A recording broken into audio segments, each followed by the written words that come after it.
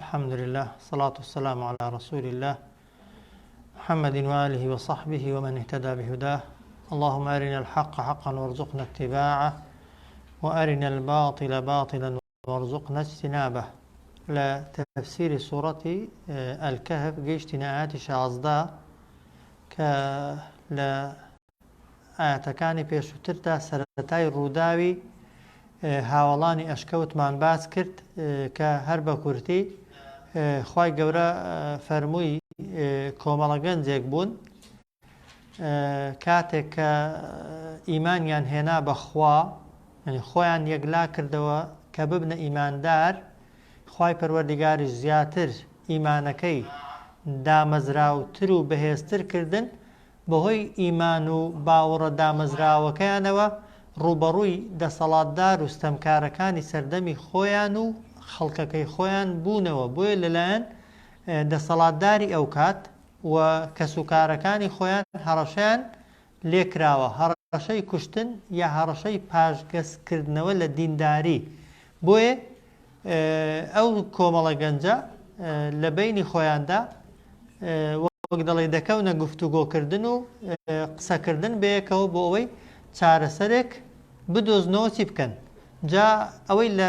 فلیمەکەیدا پێی دەگوترێت ماکسیمیلیان، نازام ناوەکەی دقیق ئەوە بووە یا ئەوە نەبووە، بەڵام هەر چۆنێکی بێ ئەوەی کە وەک دەڵێ سەبەبی هیدایەتی ئەو حەوت کەسەی بووە و ئەوەی کە براگەورەیان بووە و ئەوەی کە گوێیان لێگرتووە و قسەیان وەک دەڵێ بە قسێ کردوون، ئەویان ڕووی لە برادەرەکان کردووە. پێی گوتون چی؟ ئەو ئاتەی ئێستا دەیخوێنین وئیذ اعتەزەلتموهم، ئەنی ئەگەر ئێوە بڕیارتان داوە خۆتان بە دوور بگرن لە قەومەکەتان و لە کەسوکارەکەتان و لە ئاینەکەیان، وما يعبدون من دون الله، و بڕیاریشتان داوە ئێوە نەپەرستن جگە لە خوا، بڕیارتان داوە خۆتان یەکلا کردوتەوە شەریک بۆ خوا بڕیار نەدەن، چارەیەکتان نییە. فەئوو یعنی ڕاکەن، پەنا ببەنە ئیلە الکەهفی، بەر ئەشکەوت. ئەشکەوت لە جیاتی ئەوەی پەنا ببەنە بەر ئاوەدانیەک، بەر شارێکی دیکە، بەر وڵاتێکی دیکە، متمانە و سیقەیان هێندە بەخوا بوو، ئیمان و وەک دەڵێ باوەڕیان هێندە دامەزراو بوو، پێیان وا بوو شکەوتێکی بچووک و تاریکیش ئەگەر خوای گەورە بیەوێت بۆیان دەبێتە شوێنێکی فراوان و فەڕاح و تێیدا دەحەوێنەوە و دەحەسێنەوە. بۆیە دەفەرمێت فەئوو ئیلە الکەهفی، وتی بڕۆن پەنا ببەنە بەر ئەشکەوت. ئەو قەناعەتەی ئێستا هیچیان نەخەویان لێکەوتووە، نەخەویان بەسەردا هاتووە، نەگەیشتونە ئەشکەوتەکەی. دەفەرمێ یەنشور لەکم، یەنشور یعنی بڵاوی دەکاتەوە بۆ ئێوە ڕەبوکم پەروەردیگارتان من ڕەحمەتی، بەشێک لە میهرەبانی خۆی، تەنها بەشێک لە میهرەبانی خۆیتان بەسەردا ببارێنێت و بەسەرتاندا بچەسپێنێ، بەستانە بۆ ئەوەی پارێزراو بن. ئەو جار وەیوهەیئ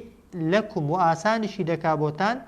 من ئەمریکم، ئەو کارەی کە توشتان بووە، ئەو مەترسێک کە بەڕووتان بۆتەوە. ئەو جار میرفەقا، خوای گەورە هۆکارەکانی ژیان و مەعیشەت و وەک دەڵێ کات بەڕێکردنەکەشتان، هۆکارەکانی ژیانیشتان بۆ دابین دەکا خوای گەورە. ئەو متمانەیە هەر کەسێک هەی بێ بەخوای گەورە، خوای گەورە بۆی دەکا. هێندەت سیقە بەخوا بێ،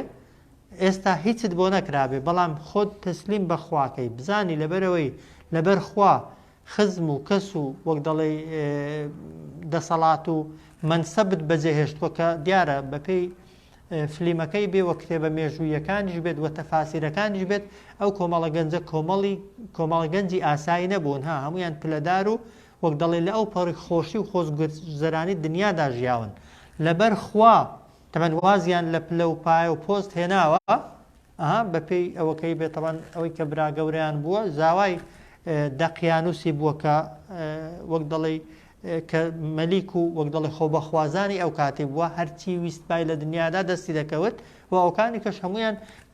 کەسەکانی سەرێ بوون، کەسی ئاسایی نەبوون. لەبەر ئەوەی خۆیان تەسلیم کردووە بەخوا و خۆیان یەکلا کردوتەوە بۆ خوا، هێندە متمانەیان بەخوایە، ڕێک دەزانن ئەگەر بستنە ناو ئەشکەوتێکی، ئەشکەوتی دەبێتە باخ و باغات و فێنلا و قەسر و قسوور. فعلا ئەشکەوتێک کە تێیدا مرتاحبی وەک دەڵێ کونێکی بچووک ئەگەر تێیدا مرتاح بێ و تێیدا پەیوەندیت لەگەڵ خوای پەروەردگار هەبێ چاکترە لە هەزاران کۆشک و تەلار ئینسان کە لەگەڵ خوادا نێوانی باش نەبێت چونکە کۆشک و تەلارە دنیایەکانیش ئەگەر تێیدا بێ خۆخوا پشتت نەبێت و لەگەڵت نەبێت دەتوانێت بەسەرت دابڕوخێنێ بەعکسەوە ئەگەر خوارد لەگەڵ بێ شوێنی تەنگ و تەسکیشت خوای گەورە دەتوانێت بۆ فەڕاحکە وإذ اعتزلتموهم ئەوە قسەی کێیە قسەی برا گەورەکەیانە قسەی ئەو کەسەیە کە سەبەبی هیدایەتی کۆمەڵەکەی دیکە بووە و ڕێپیشاندەریان بووە پێیان دەڵێت چی وإذ اعتزلتموهم ئەگەر ئێوە بڕیارتان داوە خۆتان لەو خەڵکە لەو دەسەڵاتدارانە لەو مەلیک و پادشایانەی کە ئەو کات هەنە و خۆیان بەخوا دەزانن قەراری ئەوەتان داوە خۆتان لەوان بەدوور بگرن وما يعبدون من دون الله وبڕیاریشتان داوە کە نەپەرستن و بەندایەتی نەکەن بۆ جگە لە خوا چی بکەن فەئوو پەنا ببەنە إلى الكهف بۆ ناو ئەشکەوتەکە لە بینی خۆیاندا زانیویانە بەکام ئەشکەوتەی دەڵێن چونکە پێشتر ئەو کۆمەڵە گەنجە عادەتیان بووە جارجارە چوونەتە ئەو ئەشکەوتەی خەڵوەتیان لەگەڵ خوای پەروەردگاردا کردووە ڕاز و نیازیان لەگەڵ خوای پەروەردگاردا کردووە لەو ئەشکەوتەدا پەیوەند و پەیمانیان لەگەڵ خوادا بەستووە لەو ئەشکەوتەدا پێشتر بۆ خۆیان کۆبوونەتەوە و وەک دەڵی پەیمانی دینداری خواناسیان داوە زانیویانە لەو شوێنەی کە پەیمانی خواناسینیان داوە خوا لەوێ فریان دەکەوێت وێ دەفەرمێ فەئوو إلى الكهف پەنا ببەنە بەر ئەشکەوت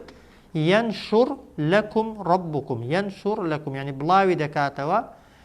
فراواني دكا بوتان ربكم پروردگارتان من رحمته بشك لمهرباني وبزي خوي اويك ويهيئ لكم وآسانشي دكا بوتان من أمركم اويك استاتي كوتون او نارحاتي وناخوشي كي استاتي كوتون ضلنيابن اگر بسنا ناوشكوتكي خواي گورا نارحاتي كتان ناخۆشیەکەتان لەسەر ئاسان دەکا پاشان میرفەقا خوا هەر بۆ خۆشی لە ناو ئەشکەوتەکەدا هۆکارەکانی ژیانتان بۆ دابین دەکا دیارە گوتویانە ئەی خواردن لە شوێ بێنین ئەی خواردنەوە لە شوێ بێنین ئەی چێ بۆمان بێنێ چۆن بێنینەوە ناوشار فەرمێتی نا میرفەق خوای گەورە میرفەق یعنی هۆکارەکانی ژیان و وەک دەڵێ حیات ژیان بەردەوامدونتان پێدەبەخشێ خوای گەورە بۆ خۆی ئەوجار فعلا گەیشتە ئەشکەوتەکە لەناو ئەشکەوتەکەدا پێشتر باسمان کرد کە خوا خەوی لێخستن بۆ مدەت و ماوەیەکی زۆر بەڵام کاتی خەوەکەی چۆن بوون چۆنی خەویان لێکەوت بوو خوا دەفەرمێ وەتەڕە شەمسە وەتەڕا یعنی دەتبینی ئەگەر لێوێ بای ئەو خەڵکانێک کە ئەو کاتی دەچوون دیارە تەبەن لە ئەوەکەیدا دەسەڵاتدارەکان بە دوایان کەوتون شوێنەکەشیان دۆزیونەتەوە وایە بینیویشیانن لە ناو ئەشکەوتەکەیدا بەڵام کە دیویانن چۆن دیویانن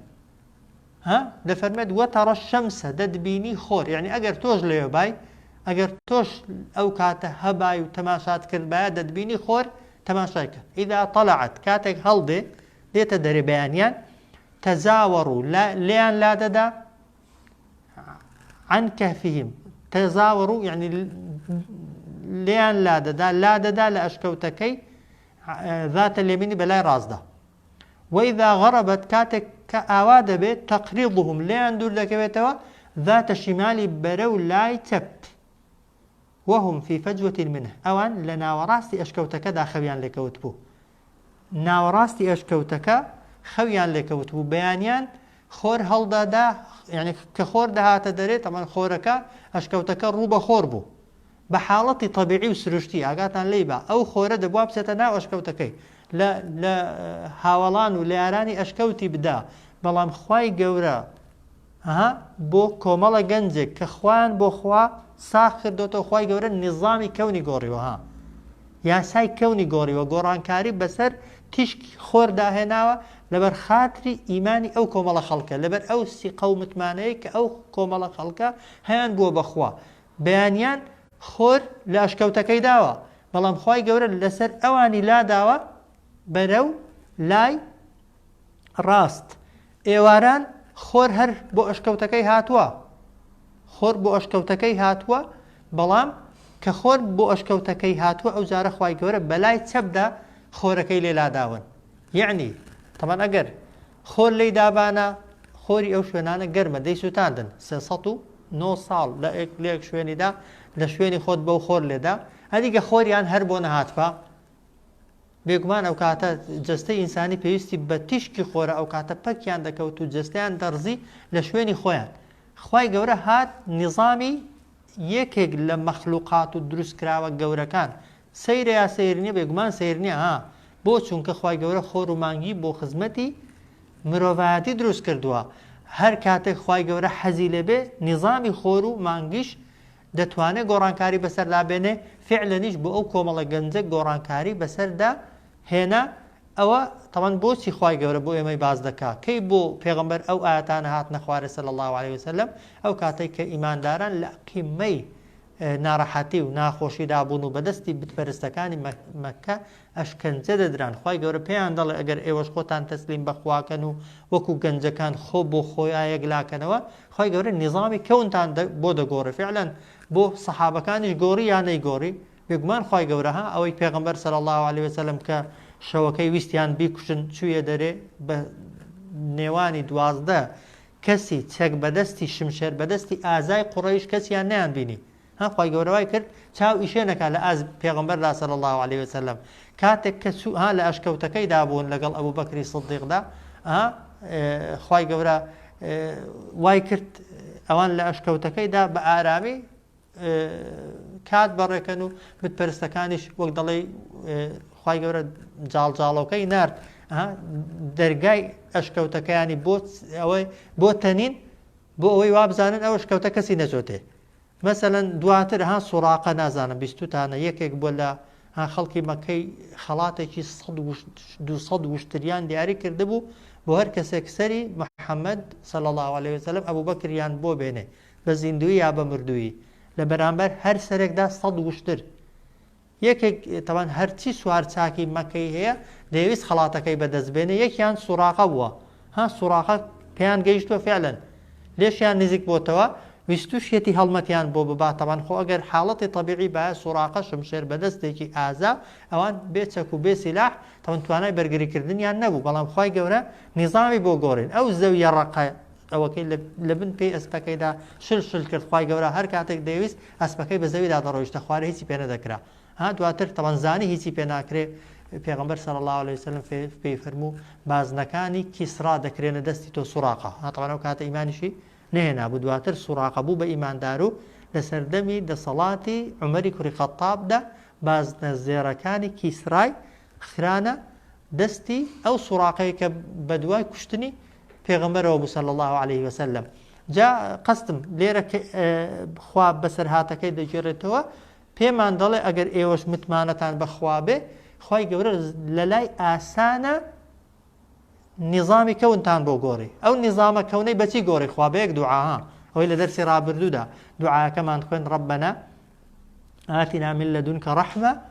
وهەیئ لەنا من ئەمرنا ڕەشەدا بۆیە هیچ شتێک لای خوای مەحاڵ نییە و هەر داواکاریەکیشت هەر بێ ئەگەر لەکن تۆش مەحاڵ بێ لای خوای گەورە زۆر ئاسانە و زۆر بە سادەیی و بەبێ ماندووبوون خوای گەورە دەتوانێت بۆت بکە وترى الشمس ددبيني خور إذا طلعت كاتك ديت دري تزاوروا لا ددا عن كهفهم لا أشكوتكيان ذات اليمين بلاي رازدا وإذا غربت كاتك آواد به تقرضهم ليان دردك بتوا ذات الشمال برو لاي تبها أو شويناني كرو لقبلنا تبعتيان واها بيانيانش إيوارانش خوريان لسرا لا أوكاني وهم أوان في فجوة يعني ناوراس أوان لناوراستي منه أشكوتك دابونو ليه خبيان لك كوتبو هذا فرمي ذلك واشتكي آساي نبو لخورا نبو بالصدفة نبو ذلك من آيات الله أو يكيقبو لبلغو نشانكاني دا صلاة هيزي خوا أو جارب خوانا فرمي أو ڕووداوێک بوو دووبارە نابێتەوە نافەرمێ تایبەت بوو بەوان و خواب بۆ هیچ کەسێکی دیکە ئاوا ناکە دەفەرمێت مەن یەهدی الله هەر کەسێک خوا هیدایەتیدا خوا ڕێگای ڕاستی پیشاندا فهو المهتد بێگومان ئەو کەسە ڕێگا پیشاندراوە و ڕێگای ڕاستی گرتووە ومن یضلل هەر کەسێکیش گومڕا و سەر لێ شێوا و بێ فەلەن تەجیدە لەو تۆ دەستت ناکەوێت بۆ ئەو کەسە گومڕا و سەر لێ شێواوە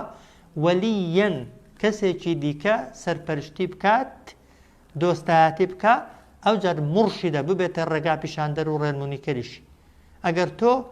بە دوای هیدایەتی خوا بکەوی خوا هیدایەتت دەدا و هۆکارەکانی بە ڕێدا ڕۆیشتن و ژیانت لە دنیا و لە قیامەتدا پێ دەڵێ بەڵام ئەگەر قابلی هیدایەت نەبووی و خوای گەورە لە زیاتی هیدایەت گومڕای کردی بەبێ گومانی ئەگەر خوا قەراری گومڕایی بۆ دای هەموو دەسەڵاتەکانی دنیا خڕ ببنەوە بۆ ئەوەی یارمەتیەکت دەن پێیان ناکرێت بۆی ڕێگایەکت پێ نیشاندن لە تنگانە بێنیە دەرێ ناتوانێت لە تنگانە بتهێنە دەرێ چونکە خاوەنی خۆشی و ناخۆشیەکان لە دنیادا و لە قیامەتیشدا خوایە و بەبێ ئیرادە ویستی خوای گەورە هیچ چاکە و هیچ خراپەیەک نابێت و نەژبووە ئەگەر سەیری ئاەتەکەی کەنەوە بە زووشەکان وەتەڕە الشەمسە دەتبینی خۆر ئیذا طەلعت کاتێک دێتە دەرێ هەڵدێ تەزاوەڕوو عن کەهفیهم لا دەدا لە ئەشکەوتەکەیان ذات اليمینی بەلای ڕاستدا وئیذا غەڕەبەت کاتێک ئاوا دەبێ تەقریضهم لێیان دوور دەکەوێتەوە ذات الشیمال بەرەو لای چەپ وهم ئەوان فی فەجوە لەناو ناوەڕاستی منه ئەشکەوتەکە خەویان لێکەوت بوو ذلك ئەو خۆر لێلادانە ئەو خەو لێکەوتنە من ئاياتی الله لە نیشانە و بەڵگەکانی خوان من يهدي الله هەر کەسێک خوا هیدایەتی دا خوا ڕێنمونی بکە فهو المهتد ئەو کەسە ڕێنمونی کراوە و هیچ گرفتێکی نییە چونکە خۆی داوەتە دەستی خوا ومن يضلل هەر کەسێکیش گومڕا ببێت و خوا سەری لێ بشەوێنێ فەلەن تەجیدە لەهو هەرگیز تۆ نادۆزیەوە بۆ ئەو کەسە وەلیەن کەسێکی دیکە ببێتە سەرپەرشتیکاری و دۆستی و مرشیدەن ببێتە ڕێنمونیکار و ڕێگا پیشاندەریش حاڵەتێکی دیکە خوا لە فەرمێ وتەحسەبهم ئەیقاظا وتەحسەبهم ئێوە ئەگەر تەماشاتان کردبا واتان دەزانی ئەوان بەخەبەرن حاڵین کە تەماشات دەکردنها فلیمەکەتان دیوە زۆر ئەوەکەی دەقیقە بەڕاستی تەفسیرێکی زۆر جوانی ئاەتەکەیە کە دەچوون فعلەن چوشن دەستیانەویست دەستیان پێیان بگات و تەمان بیان کوژن یا هەڵیان جێڕنەوە بەڵام کە دەچون دایان بینی چاویان بە شێوەیەکی ئەوەندە ترسناک کرابوویەوە تەمان توانای بینینی چاوەکانیشیان نەبوو دەسەڵاتدارەکان خوای گەورە ئاوا سامناکی و ترسی خست بۆ ناو چاوەکانیان بۆیە هەرکە نزیک بوونەتەوە لە ترسی لە ترسان و لە سامناکیان لە شێوازی خەو لێکەوتنیان و بە حسابی تەبەن زیندوەکان بەخەبەربوونیان ترساون غیرەتیان نەبوو بەو هەموو دەسەڵاتەی کە هەیەە بەرەو ئەشکەوتەکەی بچن و وەک دەڵێ لە ئەشکەوتەکەی هەر نزیک ببن ها بۆیە دەفەرمێت وتەحسەبهم وا گومانت دەبێت ئەگەر تۆش لەوێ بای ئەیقاظا ئەو کۆمەڵە گەنجە لە ناو ئەشکەوتەکەیدا بەخەبەرن بەڵام وەهم ئەوان خوا دەفەرمێت ڕوقوت خەویان لێکەوت بوو ئاگیان لەو هەموو حەشامات و خەڵک و دەسەڵاتدارانە نەبوون کە دەرگای ئەشکەوتەکەیان گرت بوو دەیانەویست بە هەر وەک دەڵێ نرخێک بێ دەستیان بە هاوڵانی ئەشکەوتەکە بکە ئاگیان لە هیچ نەبوو ونقلبهم ئەی ئەگەر کەسێک بڵێ چۆن نەڕزیون خوا دەفەرمێ ونقلبهم سەروە بنمان دەکردن جەستەمان ئاڵوگۆڕ دەکردن ذات اليمین بەلای ڕاست و ذات الشمال بەلای چەپ دیارە خوای گەورە بەیانیان خستونیەتە لای وای لێکردوون لای ڕاستیان تەمەن خۆری لێدا ئێواران لای چەپ تیشکی خۆری بۆ بێ بۆی جەستەیان نەڕزێ 300 ساڵ جەستەت لەسەر گڵی بێت و نەگوازرێتەوە خوای گەورە بۆ خۆی بەدەسەڵاتی خۆی وای کردووە خۆیان بجوڵێنن خوای گەورە مەلایکەتی بۆ ناردوون جوڵاندونی هەر چۆنێکی بێت وەلحاصڵ بەدەسەڵاتی خوای پەروەردیگار ئەو حەوت کەسە بەیانیان و ئێواران و هەموو ڕۆژێک گۆڕانکاری بەرەو یعنی ڕاست و چەپیان پێکراوە و نقلبهم یعنی ئاڵ و گۆڕمان پێدەکردن بەرەو ذات اليمین بەلای ڕاست و ذات الشمال بەرەو لای چەپ ئەدی سەگەکە تەمەن سەگێکیشیان لەگەڵ بووە یان لەوێ بە دوایان کەوتووە خوای گەورە وای کردووە بە دوایان کەوێت تا حرەسیاتیان بگرێ ها و کەلبهم سەگەکەشیان باسط یعنی ڕای خست بوون کردبوونیەوە ذراعیه هەردوو دەستەکانی پێشەوەی ئاوا ئەو جار بالوەسیل لە دەرگای ئەشکەوتەکە وەک ئەوەی خۆی حازر کرد بێت بۆ پەلاماردانی ئەو کەسەی کە دەیەوێت بەرەو هاوڵەکان بچێت و ئەزیەتیاندا سەگەکە تەمان کە زۆر جێگای سەرنجە سەگێک خوای گەورە دەیکا بە حەرەس و پاسەوانی ئەو حەوت بەندە ڕاستەقینانەی خوا ئەو جار چۆن هاوڵەکان خەویان لێکەوت بوو نەمردبوون خوای گەورە سەگەکەشی نەمران بوو تەنها خەوی لێ خست بوو بەڵام بە شێوەیەک خەویشی لە سەگەکەی خست بوو هەموو ئەوانەی دەچوون ویان دەزانی ئەو سەگە خۆی حازر کردووە خۆ بە کەسەکەی دادا کە سەگ تەواو قووەتی زۆرە و خەڵک عادەتەن ئەگەر دڕ بێت و هار بێت کەس ناتوانێت لێ نزیک ببێتەوە خوا دەفەرمێت سەگەکەشیان ڕای خستبوون ڤیراع یعنی هەردوو ئەوەکەی قاچەکەی پێشەی کە پێیان دەوترێت دەست بالوەسیط لە دەرگای ئەشکەوتەکە جاخوا دەفەرمێت لەوێت طەلعت عەلەیه ئەگەر تۆ ئاگادار بوو بای لێیان یعنی ئەگەر تۆش ئەو کاتە زیندوو بای و ویست پات بچیە ئەو ئەشکەوتەیە و وەک دەڵێ تەماشایەکی ئەو یارانەی ئەشکەوتکەی لەوێت طەلعت عەلەیه ئەگەر تۆش ئاگادار بای لێیان لەوەلەیتە منهم ڕوود لێ وەردەجێڕان ئەو جار فیراڕەن بەڕاکردن لە فلیمەکەیدا کە دەچن ڕێک پشتیان تێدەکەن و هەڵدێن هەڕێک خوا بە پێغەمبەر دەفەرمێ ئەگەر تۆش فەرزەن زیندوو بای و چووبای هێندە چامناک و ترسناک بوون ڕێک نەدەتوانی تەماشایان بکەی ئەو جار هەڵیش دەهاتی ئەو جار هەرەوەندەش نا وەلەمولیئتا بە دڵنیاییەوە پڕ دەبوو منهم لە ترسناکی ئەوان ڕوع بە دڵت پڕ دەبوو لە ترس و بیم و لەرزدای دەگرتی ئەوەش تەبەن نیعمەتێکی دیکە کە خوا لەگەڵ ئەوانی کرد کە ئەوەی جێگای سەرنجە ئەوەیە کە خوا سەگێک تەبەن لە قورئاندا ناوی دەهێنێ لەبەر خاتری چی لەبەر خاتری ئەوەی هاوڕێ و ڕەفیقی کۆمەڵێک خەڵکی ساڵح و چاک بووە وایە خوای گەورە سەگێک 309 ساڵ خەو لێ دەخات لەبەر خاتری ئەوەی ڕەفیقی کۆمەڵێک خەڵکی ساڵح و چاک بووە 300 و ئەوەندە ساڵە بە خەو لێکەوتووی ڕزقی دەدا دەیژێنێ خوای گەورە جۆرێک لە خواردنی پێدەدا کە کەس هەستی پێ نەکردووە هەر لەبەر خاتری ئەوەی هاوڕێ و ڕەفیقی کەسە باشەکان بووە بۆیە هاوڕێتی کردن و ڕەفیقاتی کردنی کەسە باشەکان بۆ ئینسان جگە لە بەختەوەری جگە لە ڕەحمەت جگە لە چاکە جگە لە باشە هیچ شتێکی کرد بۆ ناهێنێ ئینسان لە ڕەفیقاتی خەڵکی باشدا جگە لە خێر جگە لە چاکەی دنیا و قیامەت هیچی دیکەی بۆ نایە و حەدیثیشمان هەیە پێغەمبەر صلی الله عليه وسلم دەفەرمێ المەرء على دینی خەلیله ئینسان لەسەر دینی برادەرەکەیەتی ئیمامی شافعی هەمیشە دەیگوت من چاک نیم وەکو تەواضع بەڵام چاکەکارانم خۆش دەوێت و ئومێد دەکەم خوای گەورە لەگەڵ چاکەکاران حەشرم بکە ئینسان ئەگەر وتەوەفەنا مع الأبرار یەکێکە لە دوعاکانی پێغەمبەرمان و پێغەمبەر فێری ئیماندارانی کردووە کە بەردەوام بڵێن خوا لەگەڵ چاکەکارانمان حیساب کە لەگەڵ چاکەکارانمان حەشرکە ئەگەر بۆ خۆشمان چاکەکار نەبین کە ئەوە گەورەترین دەرسە سەگ گڵاوە وایە لە حاڵەتی ضرورەت و پێویستیدا نەبێت نابێ هەر وەک دەڵێک تێکەڵاویشی کەی و بەکاریشی بێنی بەڵام لەوێ یەکەم خوای گەورە دەیکاتە جوندیەکی خۆی و پاسەوانی و حرەسیاتی پێ لەو بەندە ڕاستەقینانە دەگرێ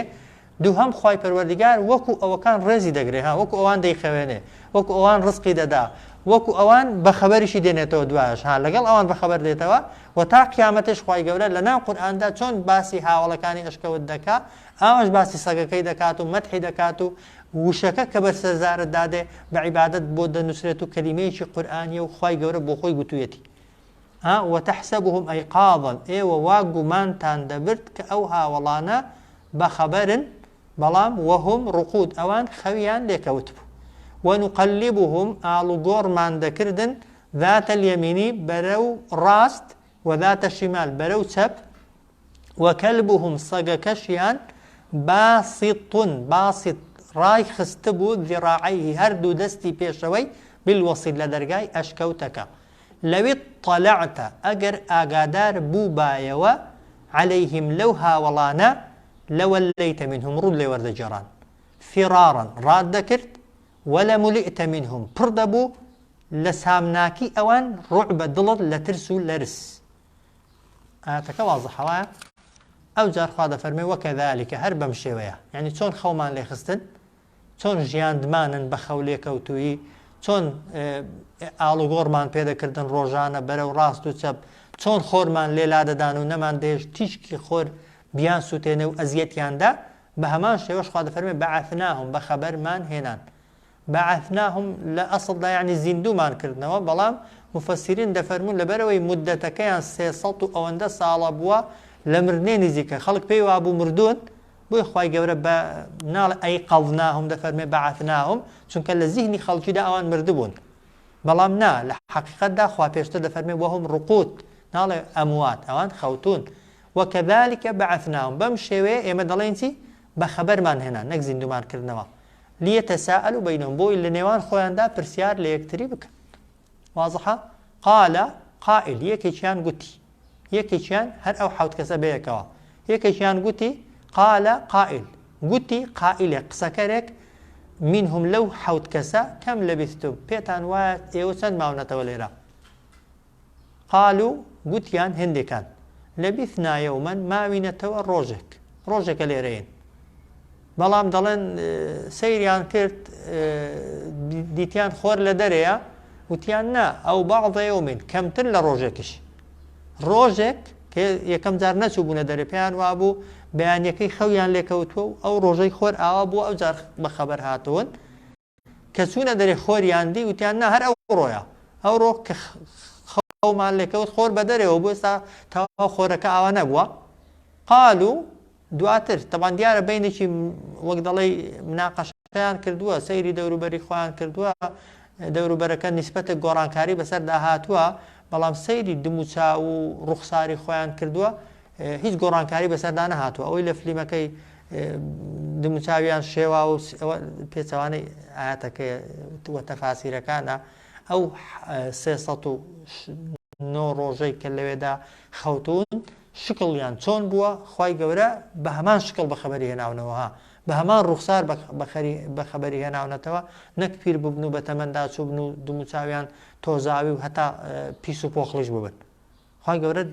بە هەموو شێوازێک بە پاکی و بە خاوێنی وەک خۆی وەک ئەوەی لە پاکەتی دابووبن و وەک دەڵێ هیچ ئەوە نەبووبن خزمەت کرابن خوای گەورە ئاوای هێشتونەتەوە بۆیە دەفەرمێت بۆیە لەبەرەوەی جەستە و لاشەشیان وەکو خۆیان بوو وەک دەڵێ کەوت بوونە گومان و دوودڵی بەڵام دواتر وتیان قالوا گوتیان ربكم أعلم پەروەردیگارتان چاکتر دەزانێ بما لەبیثتم بەوەی کە چەند ماونەتەوە یعنی واز لەو بابەتەی بێن مناقەشەی لەسەر مەکەن بەس چی بکەن دیارە برسیان بوو فەرمویان فەبعەثوو بنێرن با بڕوە ئەحەدەکم یەکێکتان بیوەریقیکم هذا بەو پارەیە بەو دراوەی کە ئەو کاتی تەوان پێیان بووە کە چوونەتە ئەشکەوتەکە إلى المدينة بۆ ناو شار پێیان وا بوو هەمان شاری خۆیانە هەمان زەمەنی خۆیانە فەلیەنظر با سەیرکا بەڵام بڕوانێ تەماشاکە ئەیها ئەزکا کامیان خاوێنە تەعامن لە خواردنەکان کامیان خاوێنە کامیان حەڵاڵە چونکە ئەوان کە هاتنەوێ خەڵکی شار بتپەرست بوو وایە هەموو خۆراک و خواردنەکانیان حەڵاڵ نەبوو هەموو خۆراک و خواردنەکانیان پاک نەبوو بۆیە دەفەرمێت فەلیەنظر با سەیرکە ئەیها کامیان ئەزکا خاوێنترینیانە تەعامن لە خواردن فەلیەئتیکم با بۆتان بێنێ بریسقین منه تا لێی بخۆن و وەک دەڵێ برسێتیتان پێی بڕوە بەڵام بە ئاگای لێبێ چی بکە وەلیەتەڵەتەف با بە شاراوەی و بەنهێنی و بەدزیەوە بچێ ئەو وشەیە زۆرێک لە ئەوەی دەفەرمن ناوەڕاستی قورئانێ بە کەلیمە ئەو وشەیانە وەلیەتەڵەتەف یعنی با بە چرپە و بەنهێنی و بە شاراوەی و لەسەر خۆی بڕوە ولا يشعرن بكم أحدا با هەستان پێنەکەن هیچ کەسێک کە دەستنە ناو شارەکەی و ناو ئاوادانیەکەی جا دوای لە ئاەتەکەی دیکە هۆکارەکەی دەڵێ بەزارێ بە ئەوەی دووبارەکەینەوە واضح وانە وكذلك بعثناهم هەر بەم شێوەیە بە خەبەرمان هێنان لیەتەساءلوا بەینەهم بۆ ئەوەی پرسیار لە یەکتری بکەن لە نێوان خۆیاندا قال قائل گوتی قسەکەرێک منهم لە ناو خۆیان کەم لەبیثتم ئەرێ ئێوە چەند ماونەتەوە قالوا گوتیان هێندێک لەبیثنا یەومەن ماوینەتەوە ڕۆژێک ئەو بەعض یەوم یا کەمتر لە ڕۆژێک یا هێندێک لە ڕۆژێکی قالوا گوتیان دواتر بەیەکەوە ربكم أعلم پەروەردیگاری ئێوە چاکتر لە ئێوە دەزانێ بیما لەبیثتم کە ئێوە چەند لێرە ماونەتەوە بۆیە فەبعەثوو طبعا خلافەکەیان هەر لە بینی ڕۆژێک یان کەمتر لە ڕۆژێک یا چەند ڕۆژێکی دابوو ها کەس تەسەووری نەدەکرد بۆ خۆشیان خوا 300 ساڵی لەوێدا خەوت بن و هیچیان لێ نەهاتە بێ فابعثوا أحدكم بنيرن يككتان بورقكم هذا بو باري بو دراويك دا دستي إلى المدينة بونا شهر فلينظر بلان با تماشاك كالوي أيها كاميان أسكا باكترا طعاما لخوارنكان فليأتيكم بابوتان بين برزق منه تا لي بخونو به كنبجيوي خوتان بلان وليتلطف بسربو بنهيني بابسي أويدتي ولا يشعرن باهستشي بينكن ولا يشعرن باهزنكن بكم بأيوة كدسنا ناو شاركو خواردكي ذكرن أحدا هيتكس بيتان نزانه إنهم بيقمان أوان خميتيان بو ها إنهم بيقمان أوان يظهروا عليكم أجر آقادار ببن وليتان بيتان بزانن ليرن طبعا أوان آقان لوين بوا ها کەس لە سەردەمی خۆیدا مەلیکەکە بە دەستی خۆی هاتووە ویستوێتی دەستیان بکەێنێت و بیان کوژێت و چیان لێ بکە ئاگان لەو شتانە هیچی نەبووە برادەرەکانیان یا خەڵکێک ویستوێتی ڕزگاریان کەن یا لەوێ بیان هێنە دەرێ ئەوان خەوتوون بۆیە دەڵێن ئینەهم ئیەظهەڕوا عەلەیکم و دەزان هەمان ڕۆژە و هەمان وەک دەڵێ خەڵکی شار وەک دەڵێ بەدوایاندا دەگەڕێت و دەیانەوێن بیان کوژن بۆیە دەڵێن ئینەهم بێگومان ئەوان يظهر عليكم أجر أقدار ببن وليتان صدقا يرجموكم برباران تاندكن أو يعيدوكم يادة جرنوا في ملتهم ناو دينك إخوان ناو آينك إخوان أي أجر قرانا وناو آينك شيان خواذا فرمي ولن تفلحوا هرقيس سرفراز نابن إذن أو كاتي أجر بسنو ناو آينك إخوان أبدا بوهتا هتاي أو كاتا بكافري دمري كبكافري مردي أو كاتا رزقار النابه إنهم بيقمان أوان يظهروا عليكم أجر آقادار ببن وليتان يرجموكم برباران تاندكن يعني ليتان ددن ببرد هتا ددان كوجن كيكلم بردنا السختكان أو يعيدوكم يادتان جرنوا في ملتهم ناو آينكي خويان أو كات دفرمت ولن تفلحوا سرفراز نابن هرگيز إذن أو كاتي أجر بسنا وناو آينكي أوان أبدا بو هميشي وبو هتاي صلى الله على سيدنا محمد وعلى آله وصحبه أجمعين